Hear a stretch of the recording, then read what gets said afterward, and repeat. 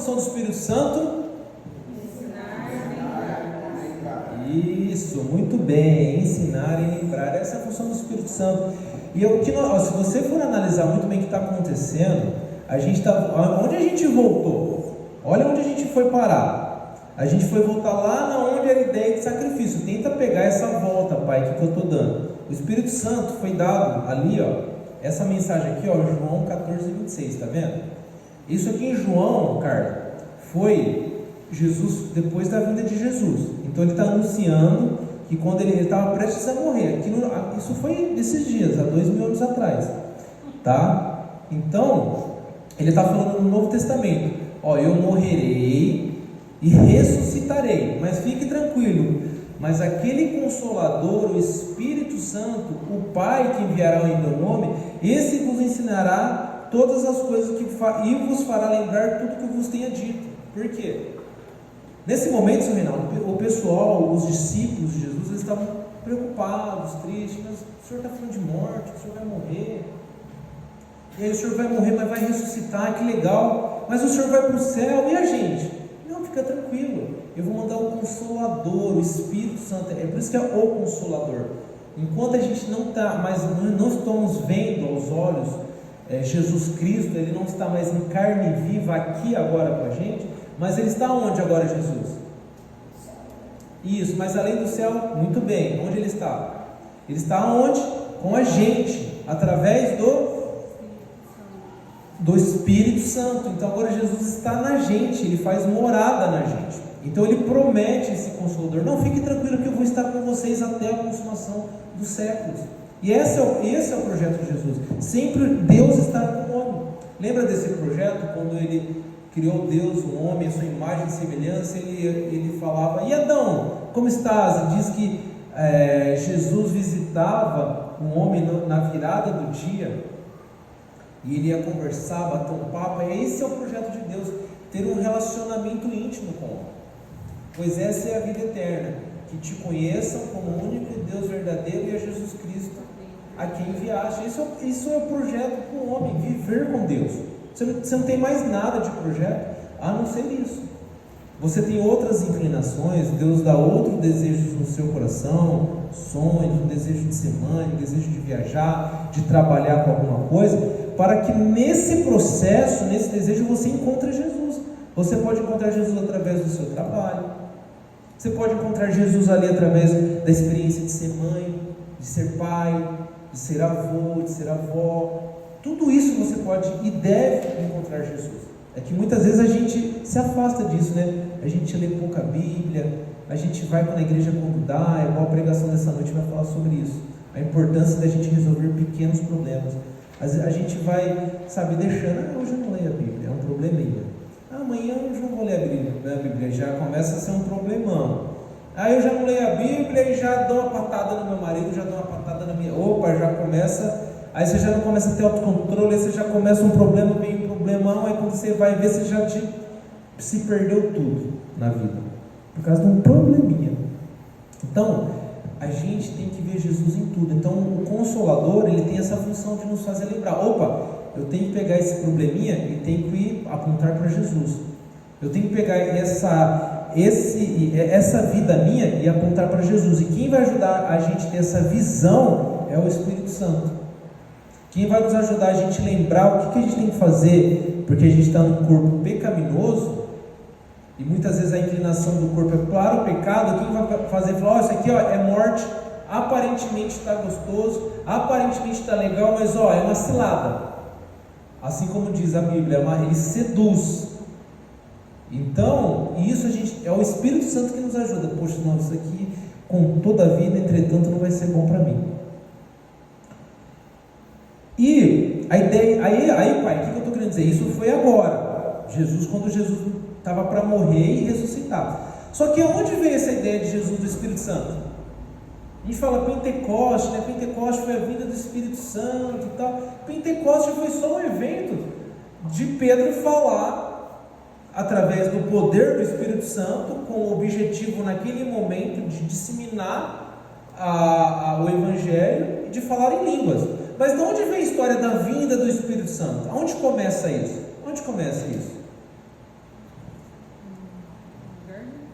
Isso, muito bem. Eu vou proibir a Gabi de falar. Muito bem, amor. Lá no Jardim do Éden. Por quê?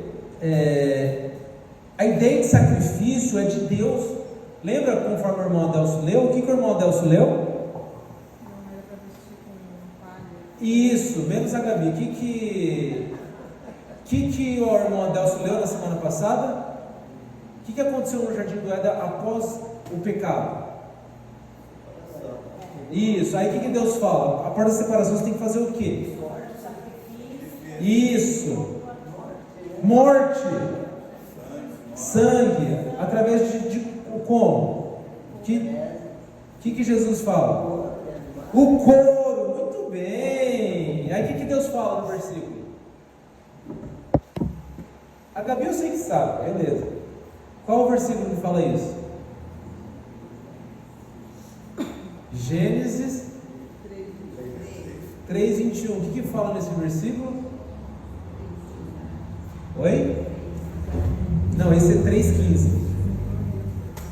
E fez Deus vestimentas de pele e vestiu o homem e a mulher. Lembra disso? Por que Deus faz isso? Para mostrar que agora, após o pecado, precisa de sacrifício. E é por isso que eu pedi para vocês fazerem o exercício da Páscoa, que lá a gente vai começar a ver esse cenário. Da onde vem essa ideia de sacrifícios, templo, tabernáculo? Tem um vídeo aqui bem legal, vamos ver se dá tempo de passar. De onde vem essa ideia de Deus, de sacrifício, o templo, pegar a ovelhinha, ir lá no tabernáculo e você fazer expiação pelos pecados? Por que surgiu isso? Surgiu da ideia de Jesus. Porque após o pecado, graças a Deus Jesus sempre existiu. Embora Adão e Eva tivessem pecado, Deus imediatamente, nos próximos segundos, ele fala: fica tranquilo, que eu sempre existi e eu vou vir, eu vou pagar esses pecados, porque o meu projeto é que a Carla seja minha. E não tem conversa, ela só não vai ser minha se ela não quiser. Mas se ela quiser que a tia Lourdinha é minha, é minha. Que o seu Wilson é meu. Que o seu Reinaldo é meu, eu criei para mim, é meu. Ele só não vai ser meu se ele não quiser. Por isso que imediatamente após o pecado ele fala: pega, mata uma ovelhinha e já tira o couro e derrama o sangue. Por que ele estava falando?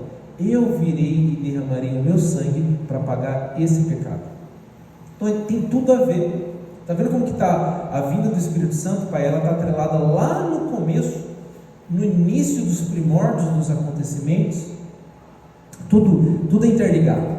Está vendo, Márcio, como que a gente começa a entender melhor a nossa igreja, a nossa objetivo de nós estarmos aqui? A gente volta lá atrás, o que aconteceu? Por que a gente tem uma preguiça às vezes de ir para a igreja? Por que tem esse calor?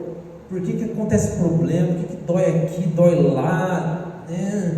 E tem gente que faz isso, tem gente que ataca, tem gente que briga. Por quê? Por causa de Adão. Tem a ver com Adão as nossas vidas. Só que Jesus imediatamente já resolveu isso. Basta a gente querer ou não.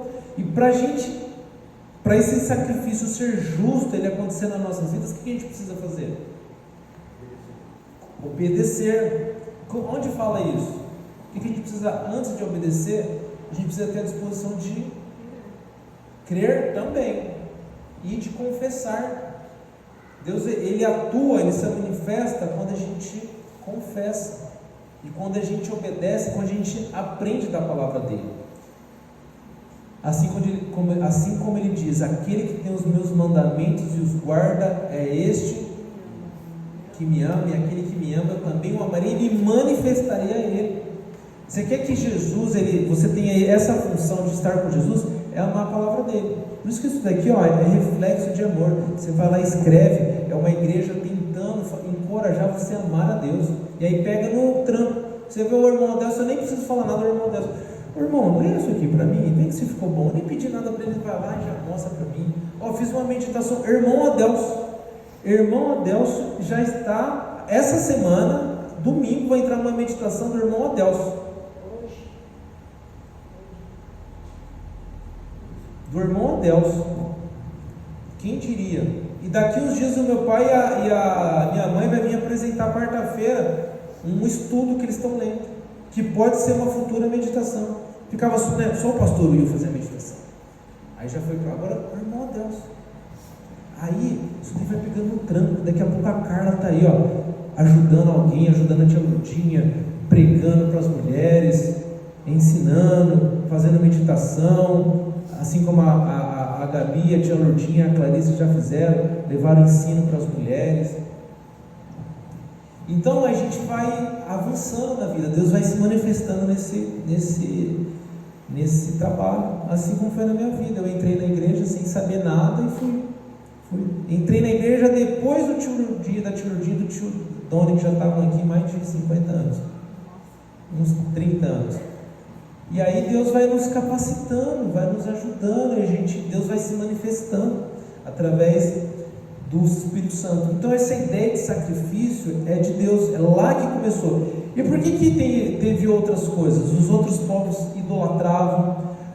Isso aconteceu, essa questão de idolatria acontecia porque o diabo, sabe o que o diabo é? O diabo não é nada. Quem que cria as coisas? É Deus.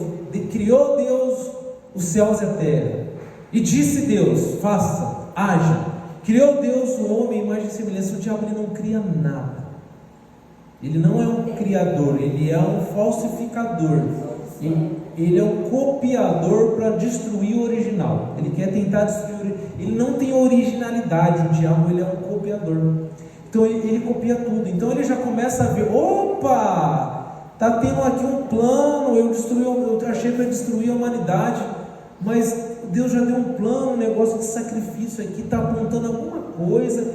O que Deus está apontando? O que Jesus está apontando? Negócio de sacrifício, faça um sacrifício para mim. Aí ele vê Deus aprovando o sacrifício de Abel, esse negócio de ovelhinha, e aí ele vê que esse sacrifício é para ele, tragam isso para mim, para Deus. Aí o diabo ele fala, olha, como ele copia tudo, ele fala para os outros povos, faz sacrifício, mas não faz sacrifício para Deus, não, faz para outra coisa. E eles começam a sacrificar para outros deuses, Deus Moloque, os Balins. Aí o Egito vem com esse monte de deuses, 10 deuses. Você vai para a Índia hoje, eu não sei quantos milhões de deuses tem na Índia. O macaco é um deus, uma vaca, se a vaca estiver passando numa avenida, na Marginal Tietê, todo mundo parava. Se fosse na Índia, todo mundo para o carro, essa vaca ela vai passar tranquilamente a avenida, ninguém vai relar nela enquanto ela não atravessar. Para a Marginal Tietê, mas ninguém toca numa vaca. É um deus para o povo indiano. Ganesha, e por aí vai. A gente vai nas casas, né? A gente vai nas lojas, né? Tem aqueles monte de deusinho, né? Muita gente não sabe nem quem a gente está idolatrando. É o que acontecia. As pessoas não sabiam nem o que estavam idolatrando. Era tanto Deus. O importante é que para o diabo, que o Deus verdadeiro não seja glorificado. Você quer sacrificar, e se for possível, sacrifica ser humano, que é melhor ainda, que eu mato 2 coelhos numa pancada só. Você não glorifica a Deus e ainda você já vai acabando com a humanidade. E como que o diabo faz isso hoje, né? Ele faz isso da mesma forma hoje. Antigamente ele apontava para outro Deus, ele mantinha a figura do sacrifício, mas ele mudava a cabeça, ele tirava o que era Jesus, o que era Deus, e colocava uma outra entidade para você adorar. E de preferência adora como um ser humano, que é melhor ainda, você já vai acabando com a humanidade. Isso que acontece hoje. Hoje Deus faz a mesma coisa. Deus hoje não tem nas praças, né, uma estátua dessa. Hoje seria um absurdo você pegar um nenezinho, alguém está jogando um nenezinho para uma fornalha lá no centro, lá na praça Tancredo Neves. Seria uma insanidade, né, por enquanto. Mas aí ele cria o feminismo. Deus ele cria a submissão, uma missão honrosa, submissão. Olha, a mulher está sob uma missão de trabalhar junto com seu marido. Aí ele fala, não, tira isso, transforma isso em feminismo. Eu não preciso de homem, eu sou independente, meus corpos, minha regra, e se eu quiser abortar, eu aborto, porque eu sou mulher, eu sou dono do meu corpo, eu faço o que eu quiser. Se eu quiser abortar, se eu quiser tirar do meu corpo quando eu quiser, que agora está em 6 meses, agora não sei quantos meses já pode tirar, se eu quiser abortar, é meu corpo, é minhas regras, eu posso abortar e eu posso matar o meu filho a hora que eu quiser. Mesma coisa, é a mesma coisa. Não morreu do mesmo jeito? É que aqui morreu com uma fornalha, ali morreu com uma injeção, com algum procedimento que ninguém está vendo. E aí ele vai criando outras formas. Às vezes ele não cria, né, um Deus que consome através de uma fornalha, mas ele vai extinguindo a humanidade. Deus, ele criou Deus, o homem e a mulher, homem e mulher criou. Multipliquem-se. E aí ele usa essa estrutura criada por Deus de homem e mulher para dar vida, para ter o projeto de Deus, dar a sequência, e Deus vai dando a vida através do homem e da mulher. E aí o que o diabo diz? Ele cria outra coisa. Não, agora não é homem e mulher, agora é ideologia de gênero. Agora cada um pode ter seu sexo, cada um é o que quiser. Você quer ser um homem, você fala que é homem. Se você é mulher, quiser falar que é homem, pode ser também. Se você é homem e quiser falar que é mulher, pode ser também. Se você quiser falar que você é uma samambaia, pode ser também. O importante é você não ser o que você é, né? É, isso. O importante é ser feliz. Eu vou acrescentar isso na pregação. Me lembra, quando eu estiver falando disso à noite, que eu coloquei outro termo, mas esse é o que eles falam. O importante é ser feliz. É por isso que você vê. Por isso, os primeiros sinais tem que ser. Às vezes você vê um adolescente, você vê uns assuntos assim, você já tem que ir lá e, sabe, já começa. Quando vai ver, já perdeu. Porque a nossa luta não é contra a carne nem sangue. É outro projeto. O que puder destruir o ser humano, o que puder destruir vai ser feito. Então, às vezes a gente vem aqui, poxa, tio Doni, esse irmão aqui, essa igreja é muito dura, esse pastor é muito duro. Mas se você for ver a palavra, o que a palavra nos exorta de profecia, o que nos espera, são coisas duras. E muitas vezes a gente prefere uma mentira bem falada, não, vai ficar tudo bem. Assim como lá em Jeremias, né, o Deus fala para Jeremias, esse povo, esses sacerdotes, esses líderes, eles falam que a paz quando não haverá paz. E é isso que o povo quer ouvir. O povo quer ouvir coisas boas, não, vai ficar tudo legal. E hoje não tem esse confronto, hoje há uma falta desse confronto, que é por isso que nós estamos nessa pegada, cara, de pregações sobre como é importante resolver problemas, que ninguém quer falar de problema nas igrejas. E é o que nos espera daqui para frente, se você quiser viver piamente em Cristo, padecerá perseguição. Então, se você quer ser uma igreja fiel, esteja tranquilo que você vai ter perseguição, se você quiser ser fiel. E por isso que hoje não há uma pregação de fidelidade nas igrejas, porque isso não é uma pregação que cativa. Tinha um profeta, na época do Acabe, um rei que chamava Acabe, e ele não deixava os profetas falarem a verdade. Ele reunia os profetas e falava: venham aqui todos os profetas começavam a profetizar que Jerusalém vai ficar bem, que Jerusalém vai dar tudo certo, Israel vai dar tudo certo, e vai dar tudo certo, e eles pecando. Aí vem o rei de Judá, Josafá, foi fazer o erro, né? Foi se alinhar com Acabe. Só que Josafá, ele era de Judá, ele tinha um pouquinho mais de princípio, e aí eles tinham que ir para a guerra contra os assírios. E aí esse rei Josafá, o rei Acabe fala: irá tu comigo na guerra e seremos um só exército, o Israel e Judá? E Josafá: vamos sim, mas vamos consultar alguns dos profetas. Aí eles trazem um monte de profeta. Aí Josafá fala: mas esses caras não têm cara de profeta não, você não tem um profeta aí, mais profeta com cara de profeta de Deus? Aí Acabe fala: até tem um, mas ele nunca fala o que eu gosto. Aí o Josafá: mas traz ele lá, não fala assim do profeta, vamos ver o que ele tem para falar. Aí vem o profeta Micaías, o nome dele? Miqueias, isso. Aí o profeta Miqueias começa a falar: o povo de Jerusalém triunfará e ganhará essa guerra.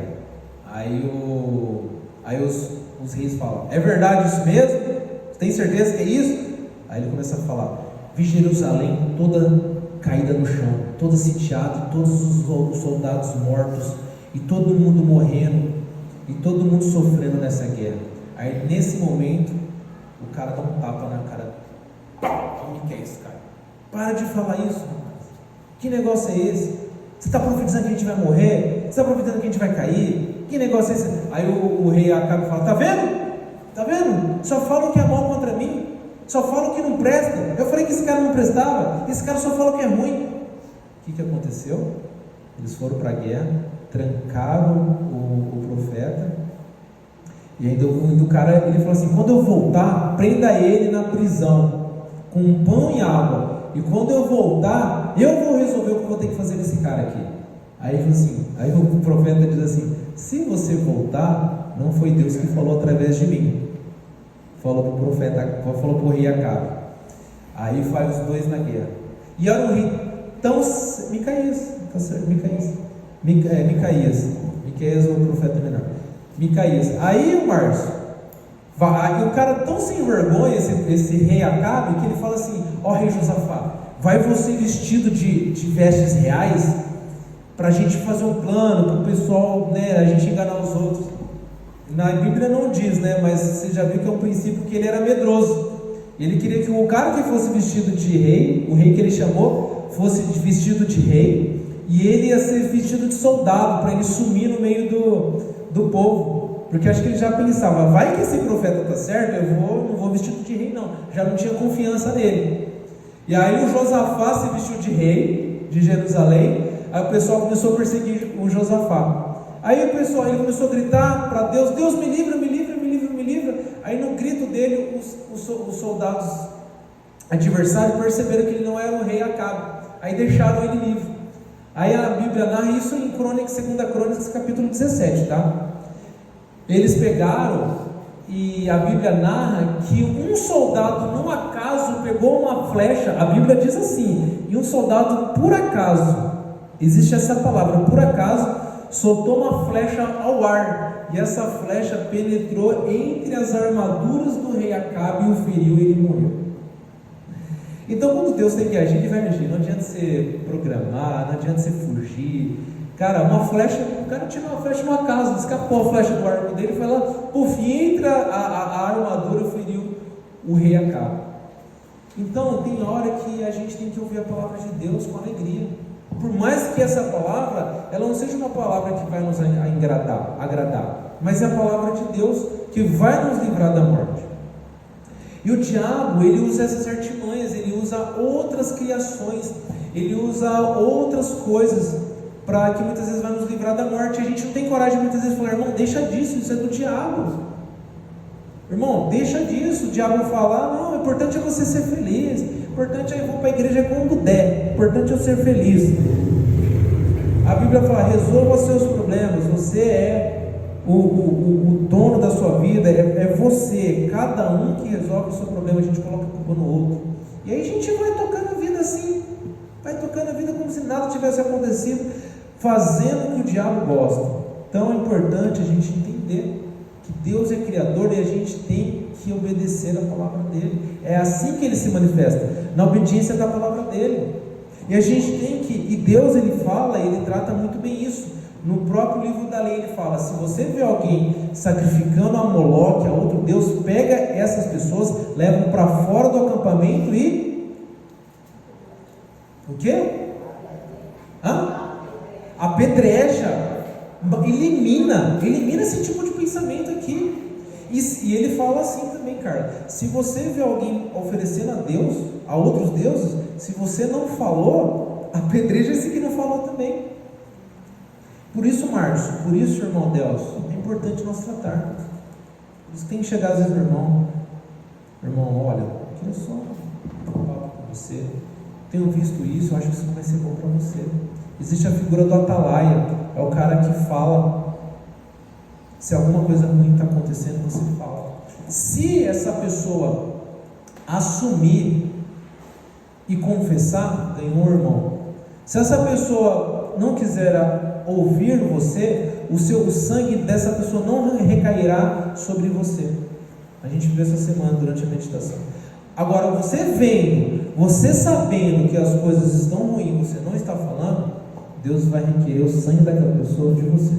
Muitas vezes a gente vê problemas nas nossas famílias, a gente vê problema nas nossas igrejas, a gente vê problema nos nossos trabalhos, a gente finge que não tem problema nenhum. A gente tá tudo certo, tá tudo legal. Eita, tá tudo bem, cara. Tá tudo certo, dá risada. Dá aquela risada gostosa e o diabo tá deitando e rolando. A gente não se entristece com as coisas de Deus. Deus está lá mandando profeta, mandando sua palavra, levantando pessoas, e a gente está lá. Tá tudo certo, né? Vem cá, irmão, vamos conversar. Vem cá, ô pecado, vamos conversar. E a gente não ajuda as pessoas. Você é tão pecador quanto as pessoas que pecam quando você não tem coragem.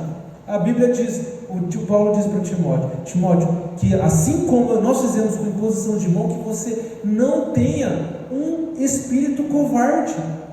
Não é espírito de covardia que Deus espera para a sua igreja, para as nossas vidas, porque Ele sabe que a gente tem que tratar problema, que lá na frente os problemas vão ser maiores.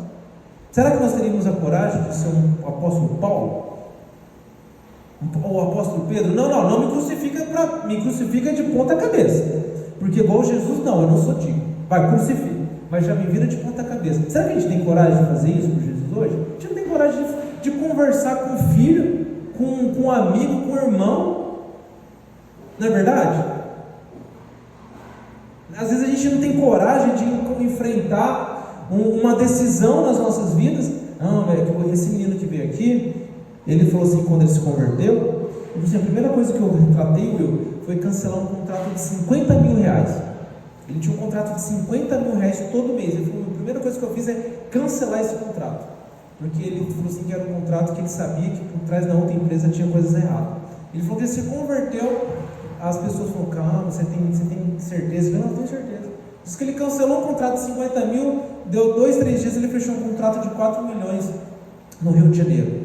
Poderia ele não fechar esse contrato de 4 milhões? Poderia. A questão é como que estava a paz dele no coração. E a gente muitas vezes tem que confiar em Deus, e a gente não confia em Deus. Ele fala, me prova para ver o quanto que eu não, para ver o que eu faço na vida de vocês. A gente vê muitas vezes sacrifício e tal. Não, mas se eu deixar isso, eu vou ter prejuízo. Se eu deixar de fazer aquilo, essa pessoa vai ficar chateada. Se eu deixar de fazer isso, minha mãe, meu pai, meu filho vai ficar assim.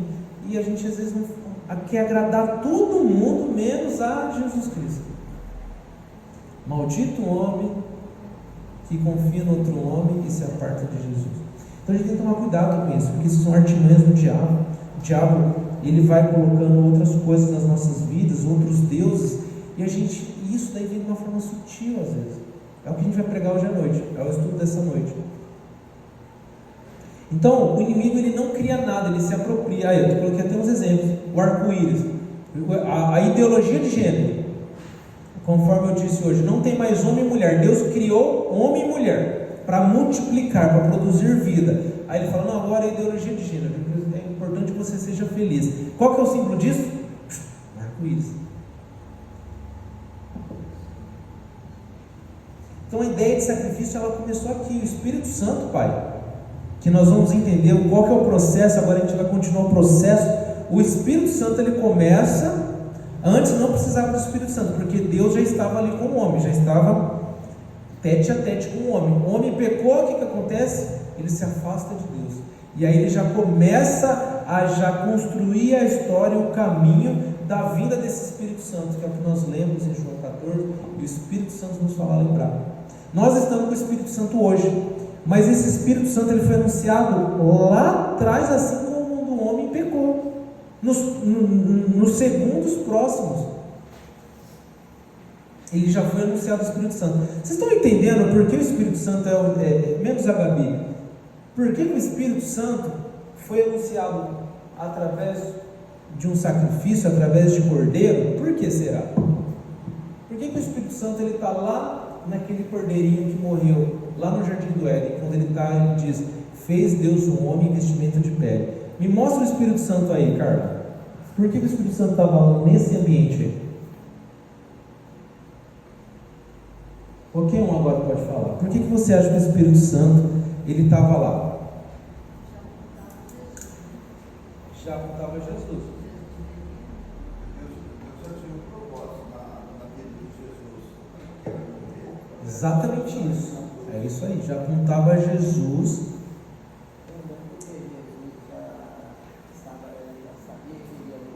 É isso aí, já apontava a Jesus já, que alguém ia ter que pagar e que Jesus deveria vir e morrer na cruz. E o que acontece quando Jesus morre? No dia da morte dele na cruz? O véu se rasga. E agora a gente vai entender por que agora é o Espírito Santo e não mais o Cordeirinho. A gente vai entender isso, é esse caminho aí. Então, avançando agora, o Cordeiro Pascual que remitiu o sacrifício ao próprio Jesus, conforme vocês responderam. Só que aí tem esse cenário que Deus ele prepara o sacrifício, ele prepara a morte, ele fala vai ter morte, só que ele começa a dar um cenário onde vai começar a ser essas mortes. Lembra disso, Márcio? Ele começa a falar que agora, a partir ali, depois que o povo, por isso que vocês estudaram a passagem da Páscoa, e nós vamos ver hoje, esse cenário da Páscoa foi um cenário que mostrou que o povo ia sair da escravização e iria para uma terra prometida. E nesse meio de que eles iriam para essa terra prometida, Deus ele dá algumas ordenanças. Agora vocês saíram do Egito, vocês atravessaram o Mar Vermelho, e agora eu vou dar algumas ordenanças para vocês. Vocês vão ter que construir um templo assim, assim, assim. Vocês vão ter que fazer sacrifício dessa forma, dessa forma. Tais pessoas vão fazer o sacrifício vai ter que ser assim, assim, assim, assim, assim, assim. E nisso daí ele já estava apontando um monte de coisas para as nossas vidas hoje. A medida do templo, a medida das cortinas, a medida do candelabro, a medida da mesa de expiação, a medida do altar de holocausto, tudo estava apontando para as nossas vidas. E aí ele começa a mostrar como deveria ser esse sacrifício. E esse templo, isso tem uma coisa muito a ver com a nossa vida hoje. Tudo aponta para Jesus. E por isso que a gente está nesse tempo aqui. A gente está agora a gente vai começar sobre. Deus começa a montar essa metodologia que vai vir nos ensinando até nos dias de hoje. Nesse evento aqui que é a Páscoa, Deus ele começa a criar essa metodologia, e essa metodologia tem a ver com nós hoje, aqui na Igreja Batista do Centro de Garça.